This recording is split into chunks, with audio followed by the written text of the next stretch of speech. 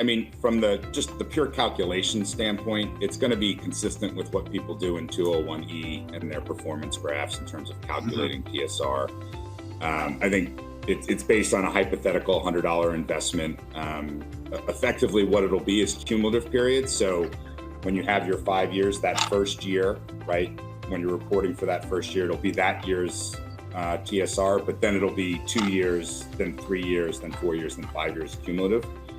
I think really where the interesting and where we've gotten a lot of questions to date even is the identification of the peer group. And what peer group you're going to choose. So you're allowed to use either an index or custom peer group that you use in your 201E stock performance graph, or a compensation peer group that you've disclosed in the CDNA. And the release talks a lot about that you've used for benchmarking compensation or for benchmarking purposes.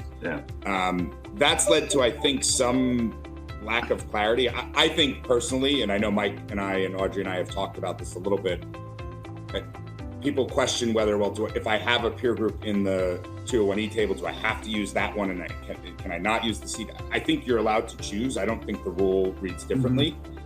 To me, what's a little bit more interesting is what they really mean about the CDNA peer group and benchmarking purposes, because people have relative TSR tier groups, they have tier groups for different purposes, and so that's where I think it's really unclear whether, unless you're benchmarking using that tier group, either total comp or a material element of comp, I think there's some doubt as to whether you can use that peer group.